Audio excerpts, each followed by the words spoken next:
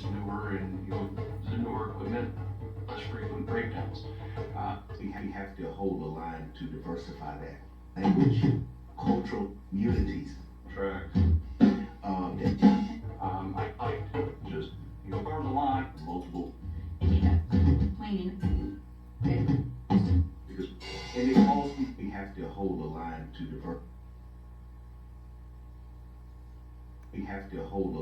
to diversify that committee.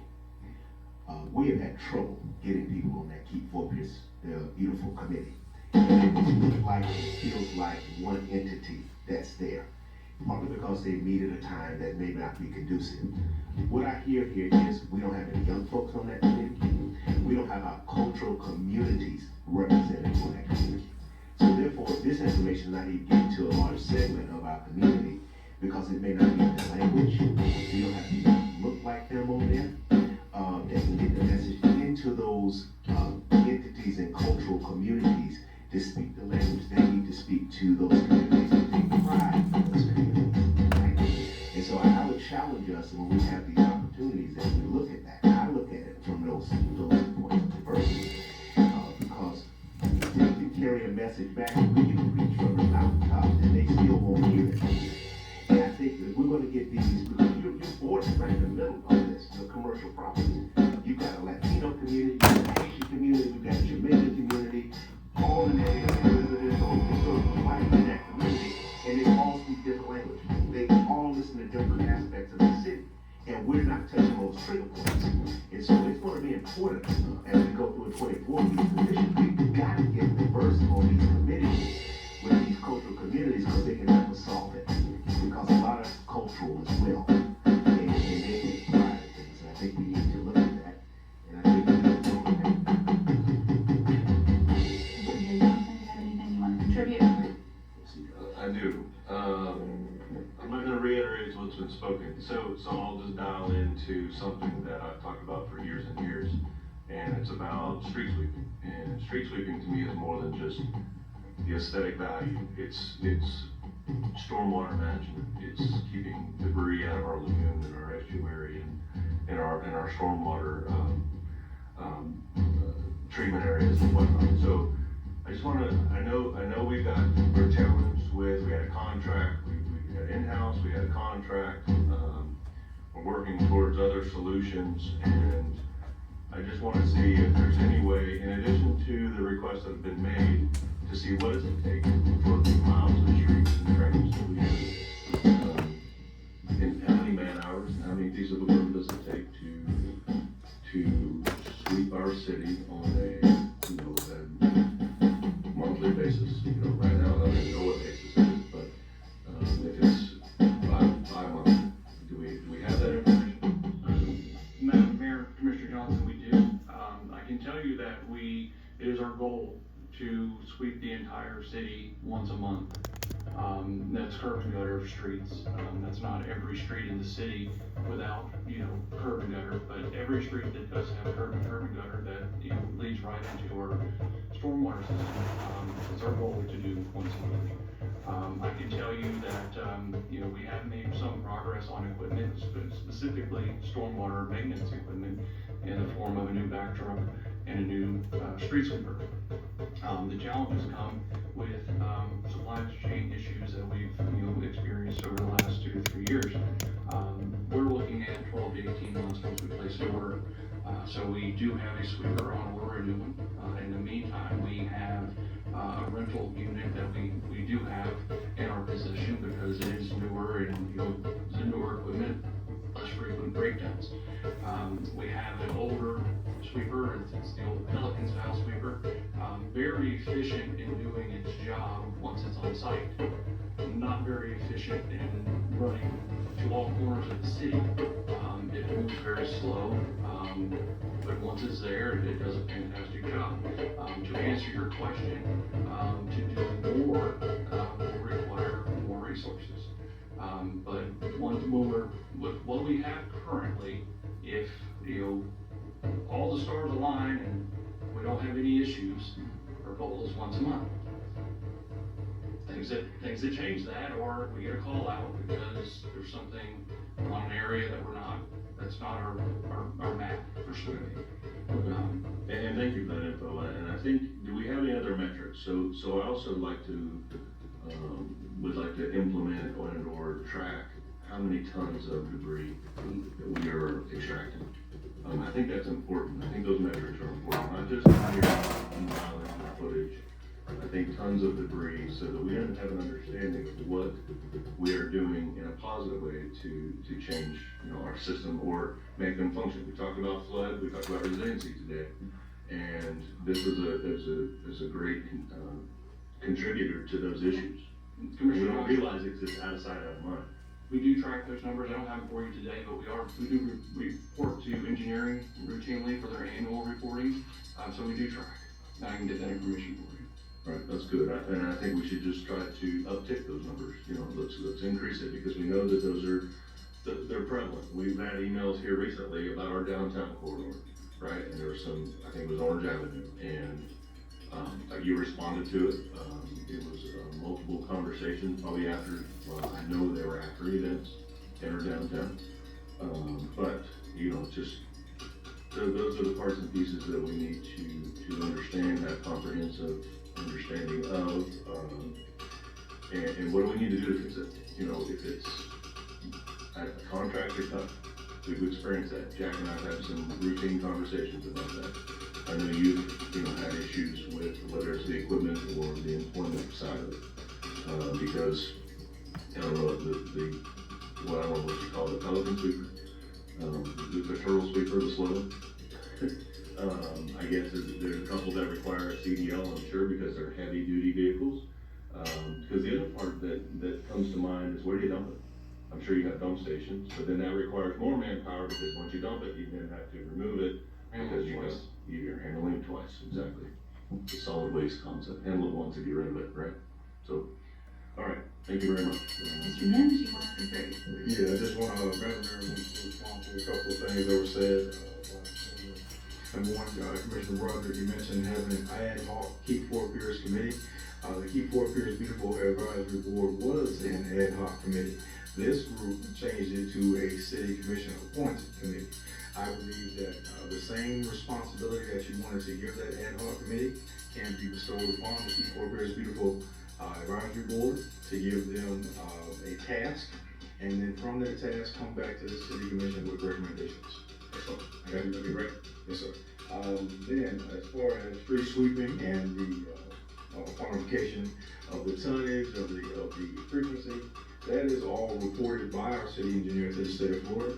We have a national pollutant discharge elimination system program that we have to adhere to. Mr. Andrews has all that information, and we'll be happy to give you the latest report.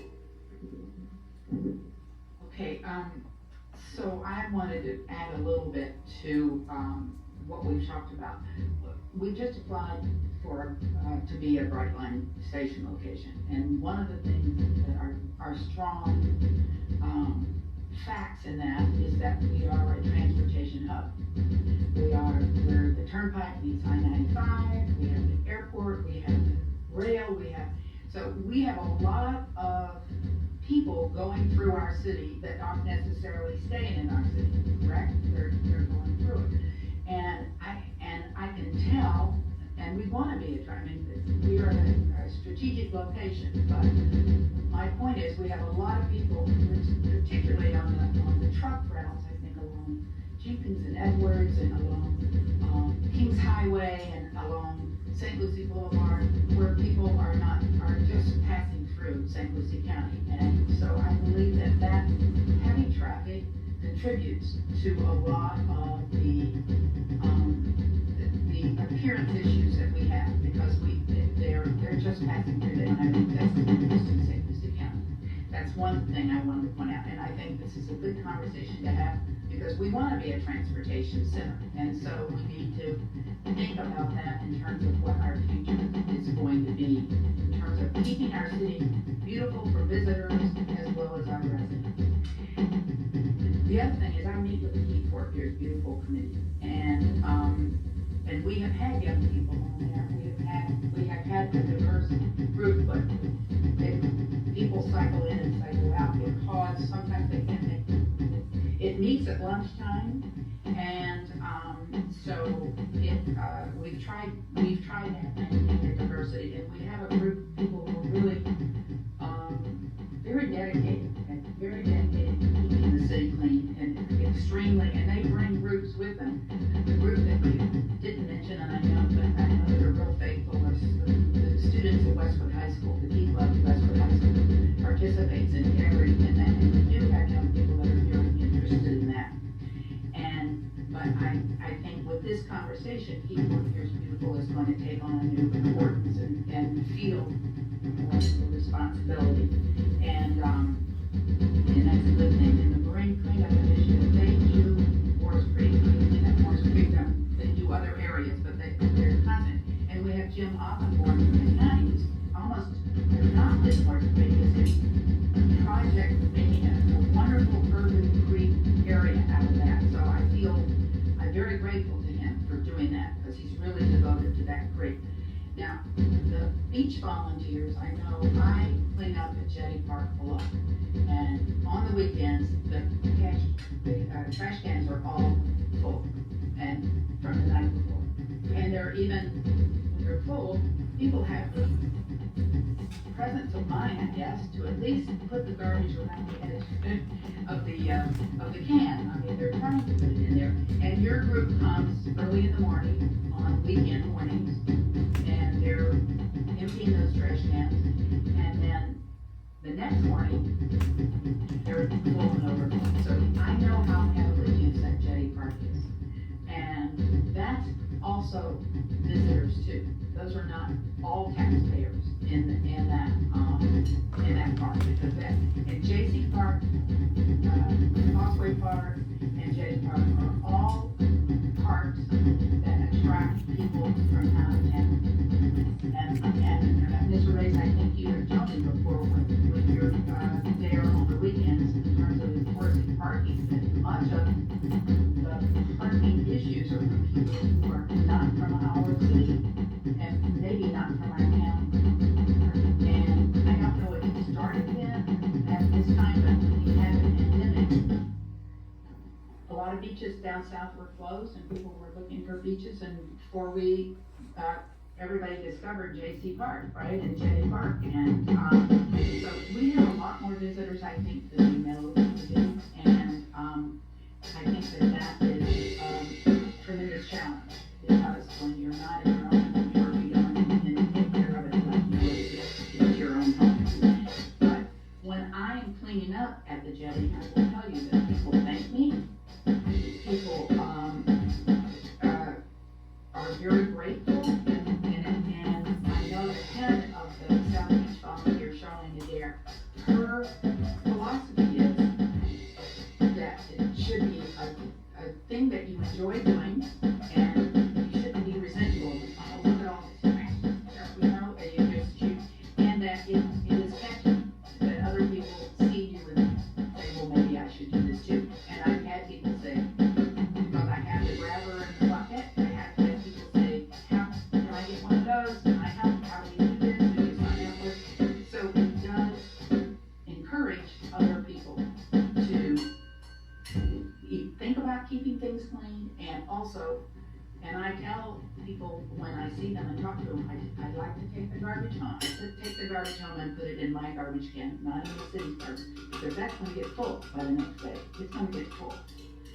So, I think it is catching, and on the Okeechobee Road corridor, I happened to come off of that corridor at night this past weekend, and it was amazing how that corridor is grown, how busy that corridor is.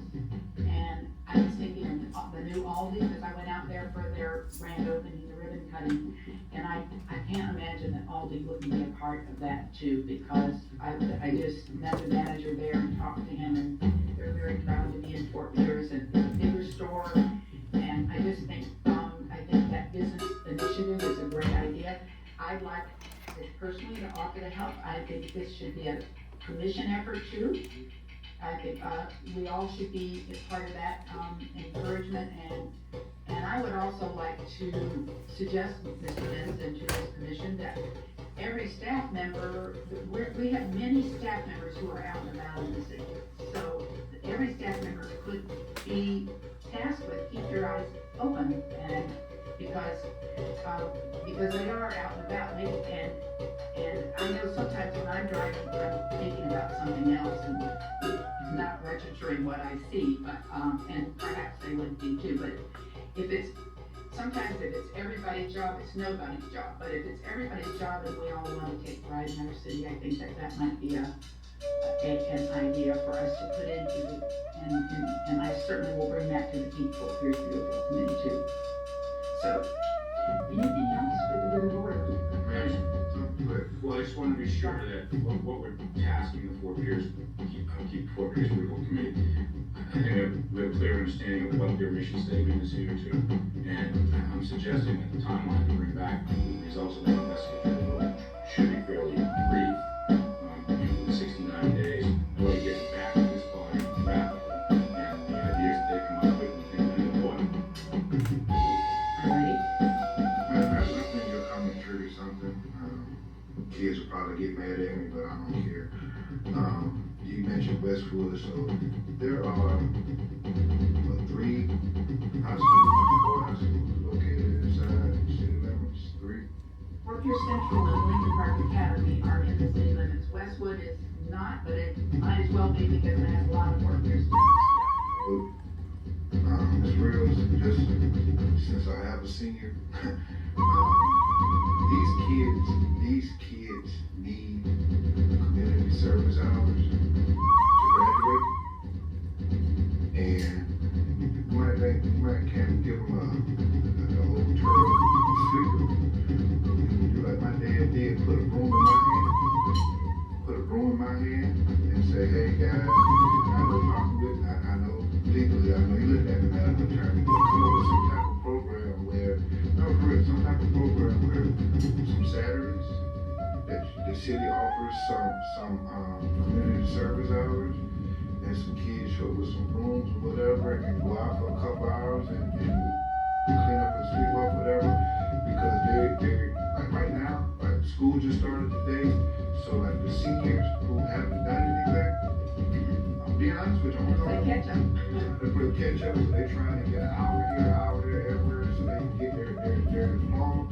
So just something that since we're thinking, that we can come up with some youth days to get some community service hours in some certain areas of the city or whatever, and a couple hours, sweep it, keep it clean, and we go from there. And you're almost doing 2 things for the kids getting the thing, but you're also teaching them pride in their community, because hey, okay, wait a minute, I can't believe it looks like this.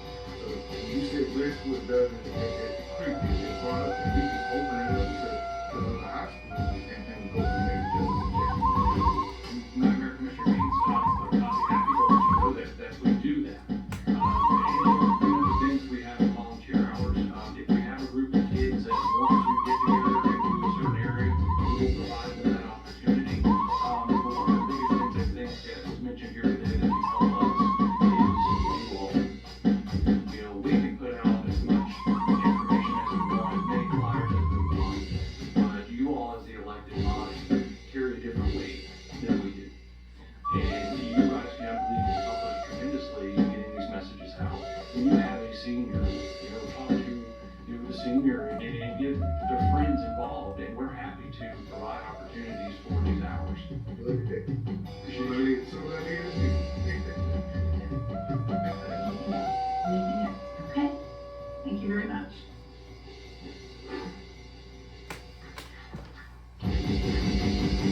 Okay, and the next item on the agenda is comments from the public. Comments from the public. If someone would like to address the commission, please come forward.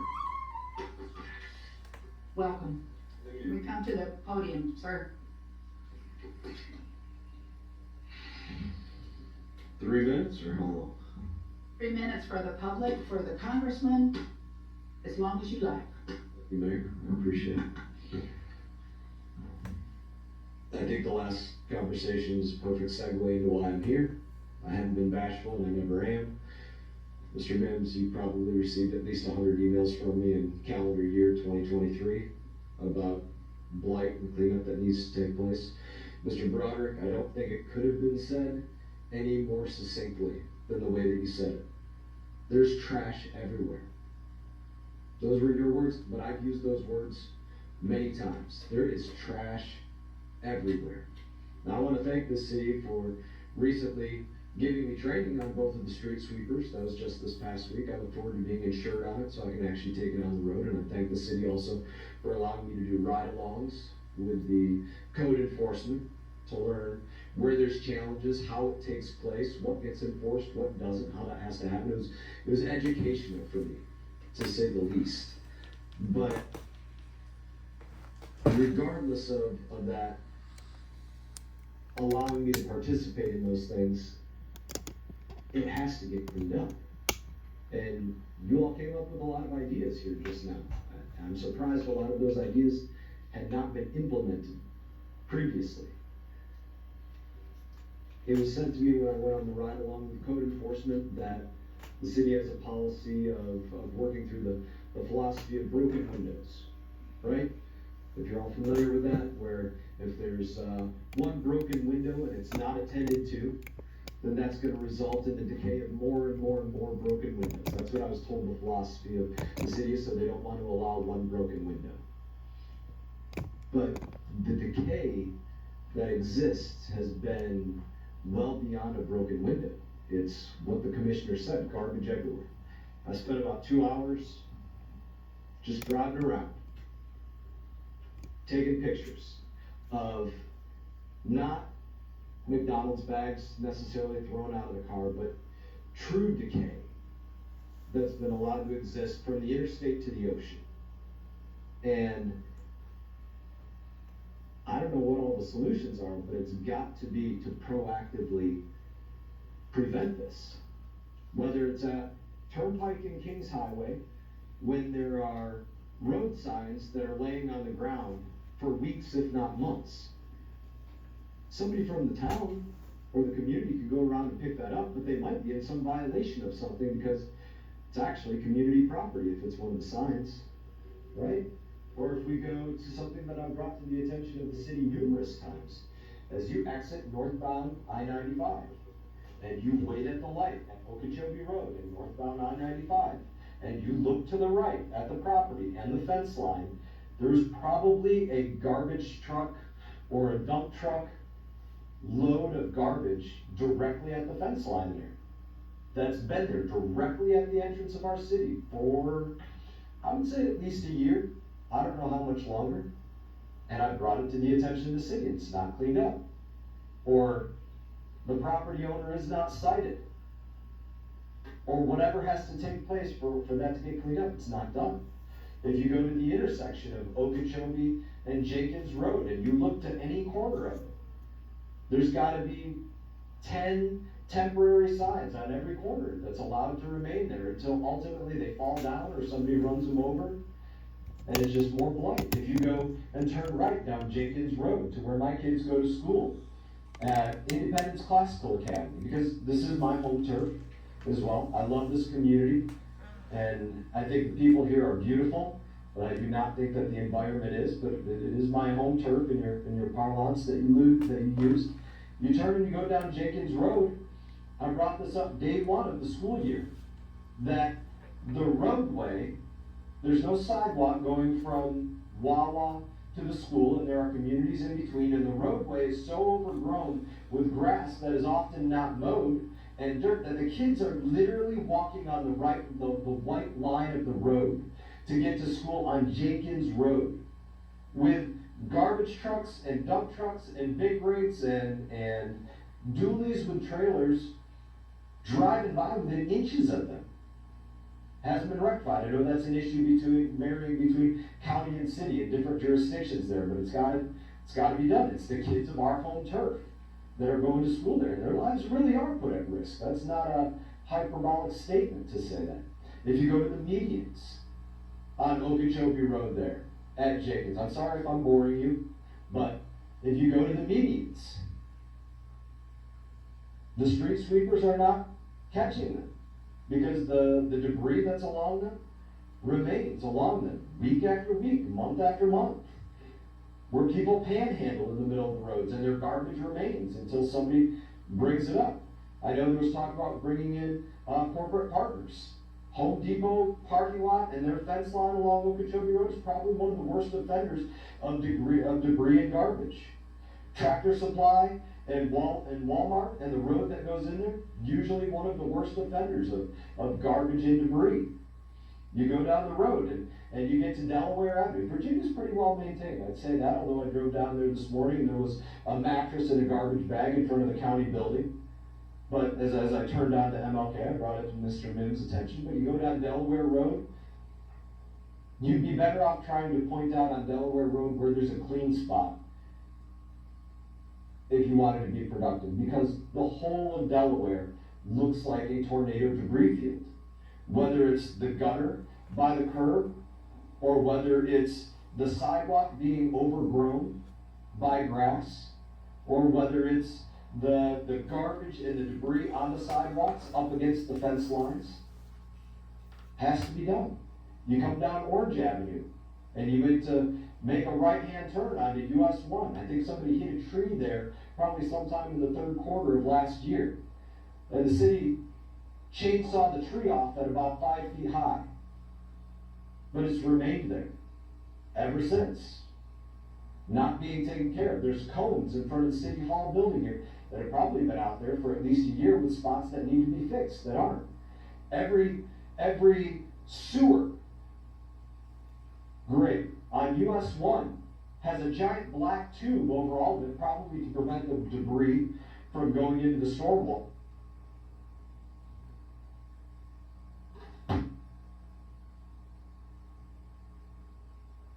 The bridge, and there are years old, blocks long of orange construction fencing that's hanging down, or garbage all piled up against it, or whatever the case of disrepair is, but blocks of it underneath the bridge. We have bridges that are out. I think one of the best maintained buildings of the city is probably the police department. They do a great job maintaining the landscape there. But if you sit in front of the police department, you can't help but notice the 3 to 4 story golf fence behind it that's hanging at about 2 stories with probably a dozen holes in it big enough to drive a garbage truck through. That's decay. I know a lot of people are aware that there was a break-in at my home, or vandalism, or whatever it might be. My wife's rims and tires stolen. I brought that up, but probably one of the things that upset me more about it, because stuff happens, is that I brought it up months before that in that area of A1A, I think I counted about 28 street lights that are out in about a 6-block area on US 1, rendering the area basically black at night, which is not good for preventing any crime in any area. Hasn't been fixed. That's decay, right? The cell phone towers that are allowed to have half of their exterior body blown off, but they stand taller than anything else in our city, so we look at them. That's decay when they're not fixed. And if the city really is living by this broken windows policy to say this is how we prevent further decay, is we can't allow a broken window, it's failing in that respect, and it's resulting in more and more and more decay. I would be a partner in every place I can. I sit on the Committee of Transportation and Infrastructure. I'm constantly looking for grants. I'm constantly speaking to every government across the whole of the area that I represent to find out during appropriations time what you might be looking for. Some people call it an earmark or a community grant for something, where we can partner on something, whether for a seawall or with the Highway Trust Fund, or whatever it might be, that there are dollars that can be found to help the city. Always here as a partner for that. Happy to be a partner driving the street sweeper. It'll be fun, and part of it will be frustrating, because we want to see those things done. But I'm going to leave my book with you. I'm going to check back on it, maybe in a month, maybe by the end of the quarter. I haven't quite decided yet. And I hope that we can see things that are resolved and fixed, because in my opinion, the residents of this community are owed better than the decay that is taking place. That is meant to be a criticism. But it's a criticism of my own community. the one that I reside in, that I want to see better. I think, that the Brightline station could be a great addition to our community. My intent is not to, no pun intended, to derail that in any way. But there's an old saying about clubs. I wouldn't want to be the member of a club that would have me as a member of its club. I don't know that the train company will look at it and say, I want to have a station in a place that would allow the location of where we're putting the station potentially to look like that. We allow the train company to not maintain their easements. Along US 1, the grass becomes 3 feet high along the trains. Their area directly to the south of this building has been a storage area of their railroad ties and their metal and everything for I don't know how long. But if we want them to clean it up and use it as that and beautify it, yes, that would be a great thing for the city, but we can't allow them to treat it the way that it's being treated until that happens, or the rest of the rail corridor. That is, I think that's punitive to every member of this community. I know the board, the commission doesn't necessarily want to be punitive to members of the community, because nobody wants to get hit in the pocketbook.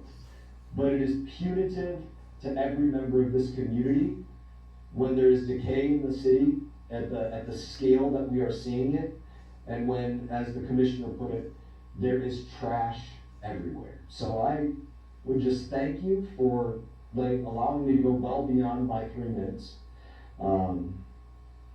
I stand here always ready to take criticism, receive suggestions where I can do better, or where I can be a partner with you all to help this community and any part of the community be better.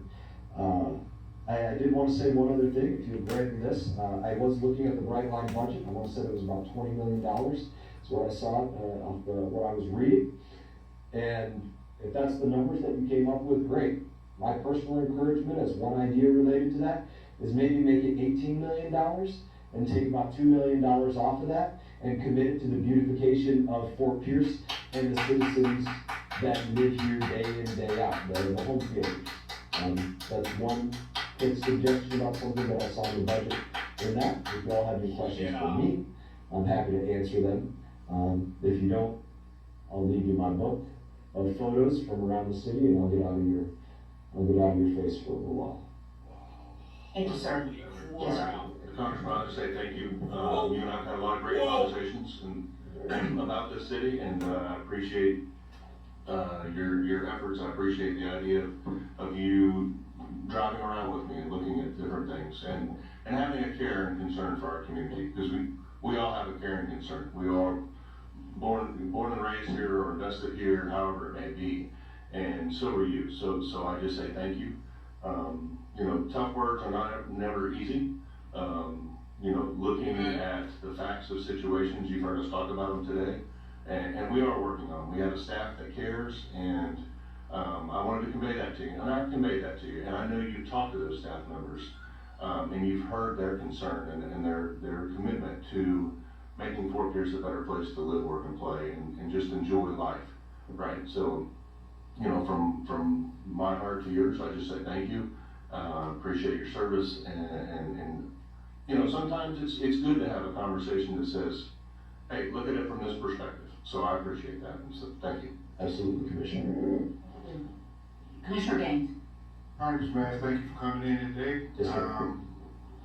I think since I've been in office, we've had maybe one official call on the phone, you introduce, right when I first got sworn in and said, if I need you, call me, and vice versa.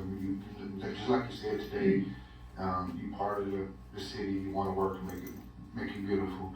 What I would ask is that you and I don't think that's Sunshine Foundation, because it's not, me and you meet, whenever your schedule, me and you meet, one-on-one and put our both heads together and come up with some ideas that you will want to see. You listen to some ideas that I would want to see, and we see if we can get that picture book. I look at the book, take that picture book down from the stack you got to the minimum as possible. Because one thing, regardless of whoever likes this or not, in this area, we might be the city, but you are a congressman. So your word or your bellow, or as Mayor said, your rant sometimes with ours goes a little further, because to be honest with you, you are our DC. In the story, you're our DC. So it flows down. So not putting blame on anybody, let's put our heads together. Me and you can sit down and might not agree with everything, but I'm willing to do that. If you're willing to do that, and let's tackle that book. Always. Because I'm pretty sure there's some pictures in that book that you probably don't have that I can show you, and vice versa. We can change some pictures out of that book to say, hey, this is how it used to look, and this is what we've done. I want you to get the whole picture of everything. So me and you talk, sit down, and go from there. So I'm willing to do it because born and raised in Fort Pierce. Come from a family that's been here 1932, and then what it was? 1932. Oh, yeah. So came back to Fort Pierce to make it a better place, because the people that coached me and taught me put me where I am. So I wanted to come back and do it for the next generation. So that's why you always hear me talking about kids. So 2024, let's sit down, let's not talk about it, let's do it. And as you said, go back to the broken window. If that's our policy, let's just make sure that's our policy and we go forward. Commissioner, I'm headed out to DC in the morning, so Zoom might be quicker. Happy to find one this week, otherwise the weekends for the next probably couple of months, because I understand you be back in DC, and I'm always up to DC too. I just had my daughter just graduate from finish Howard, so, but, you know, we didn't have this, so, but whenever you have the time, I'll make myself available, and we put our heads together, and between both of us, I think we can get something done. get it on the schedule. Yeah. Congressman Mass, I'm gonna share my comments, you shared yours. You and I have had some conversations about this city of Fort Pierce. I thank you for taking an interest in riding around and taking a level and look. What you saw demonstrated this morning, though, was something that was in the works that just didn't happen this morning. This Keep Fort Pierce Beautification, our strategic plan in which we're going through, we are beginning to address and put in ways, concrete measures to address what you have eloquently stated from the podium this morning. But what I want you to understand is that the staff, the elected officials, including myself, we're very well aware. We appreciate hearing from you this morning. I appreciate hearing from you this morning. But what I don't want to undermine is the staff that worked really hard, that's been working for the past 4 years since I've been sitting in this seat to address those issues that we have brought. The wheels of government turn slow sometimes. We've also, you heard this morning, our budgetary concerns as we as a growing city are facing an emerging city here of growth. And sometimes we will realize, and hopefully over the very near future, we'll realize some of the tax revenues to address some of the issues you pointed out. Shortage of workforce is an escalation problem that we have dealt with here continuously. It's great to hear that code enforcement now is finally up to full staff. We still have vacancies in our city where we need workers to be part of it. You know, you're our federal resource. I come to you personally. I come to your staff and met with your staff asking for help on blighted situations. The old hospital in the city of Fort Pierce, which is a housing authority building, is in disrepair. I came to you because that's through the HUD agency seeking federal assistance to get that non-constructed project been sitting vacant now for at least 6 years back on the projects and reconstructed for the citizens of this community that you represent. I've come to you asking about the aspects of cleanup here. And you've been great in helping us to address some of the removal of the wastewater treatment plant. All of those things are greatly appreciated. But I think as we continue to go, we have a model here that I brought to this commission called One Fort Pierce. And that 1-4 Pierce model came, as I said in that audience, as a person that was not interested in politics. But what I saw up here was not working. And I said, if we're gonna get anywhere in 4 Pierce, we have to have a model of 1-4 Pierce. And what does that mean? That means that if something happens on that beach, it's 4 Pierce. If it happens on Avenue D and 17th Street, it's 4 Pierce. The commonality of it is 4 Pierce. So we govern as a body of 1-4 Pierce. I'm elected by District 1. Much of the district that you said is in disrepair and trash. I represent that. And the people that are there, we're prideful. We are beginning to address that. But we have a lot more to do and a lot further to go. But this model, which I invite you to be a part of, is called 1-4 Pierce. That aligns our state elected officials, the city officials, our federal legislators to say, we're gonna take pride in this. And if something's gonna happen here, we have to have a united front to move forward to do that. Now, your comments today, as a part of that unification, is tough conversation. Thank you. But also tough conversations coming back your way to support what we're doing here. We need some more federal help here with resiliency. You've heard some of that stuff today. You also heard that, the supply chain and things that are causing us to not get the necessary equipment here are beyond our control. And a lot of the disrepair that you see of some of these down light poles and other things in here are as a result of that federal supply chain. I took call about lights being out on 10th Street and Avenue D, where kids are playing at night. And I'm out there on the street and I see these kids. So I called Mrs. Cisneros. So I too am addressing us. But I elect to address it in a way that I'm seeking the support of my fellow city commissioners. Now, sir, I invite you, I've always invited you to be a part of that conversation. I also invite you to be a part of the beautification day. So I'd like to see you out there at the beautification day if you're picking up paper. Because these city commissioners are doing that, and I'd like to invite you to be a part of that, sir. Thank you for your comments. I hope my comments are received just as well. This conversation. This conversation. Absolutely. Happy to get on the streets with Brown Beautification Day. That's an easy thing. To the point of some of the projects, I believe it was spoken to about by one of your building managers. Always happy to look and see where we can find the grants. We've done it in cities up and down the breadth of the district, from the half of Palm Beach County that I have, Martin County, and obviously right up to the borders of Vero Beach where this district ends. You have to have the projects permitted, basically ready to go, and with the appropriate funds to match if there's a matching fund element to it. But we will fight tooth and nail for any one of those. We've done seawalls in the past, as an example, at different places, docks at parks, seawalls at parks. There's a variety of things, some of the things similar to what we're brought up to do. So those are places that there's definitely experience and success with. So if you see a place to partner in those, 100% look at those ones.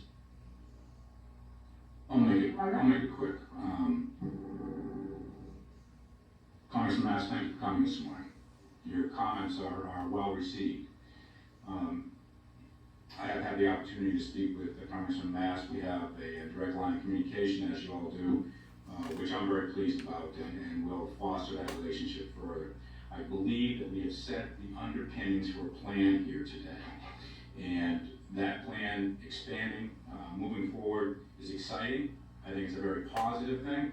So from out of the problems that we've analyzed and addressed, that there is a solution, and that solution is going to be dynamic, and I think it's really going to be explosive to impact our community in ways that we haven't even thought about yet. So from a positive perspective, the input was critically important. We understand what the issues are. We have a plan. We just need to execute on it. And I think it was Commissioner Gaines that suggested that sometimes government works slow. Maybe we can light a fire under this to get it going as fast as humanly possible and get it out to the public. So thank you for your commentary. I'm looking forward to working with the commission on all this and the staff. Candidly, I'm walking out of here not from a negative perspective. I'm walking out of here excited that we can actually make some real improvements. So I'll leave it at that. Thank you, Commissioner. Thank you, Congressman, for being here with us. I know that you usually are in the parade, but I wanted to remind you of the Martin Luther King Parade, which is a week from Monday. And I know you always are participants and didn't know if you'd gotten that word, but starts at 10 o'clock, Avenue M. So you're welcome to ride with us. Are we having a trolley? You're welcome to ride with us if you like. And appreciate you being here today, and I appreciate your living in Fort Pierce and caring about Fort It Pierce. ends up being a cold morning for the parade, for whatever reason. It does, right, exactly. Thank you very much.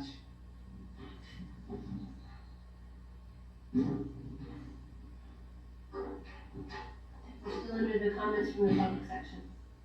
Any other member of the public like to address the commission, please come forward. Any member of the public like to address the commission?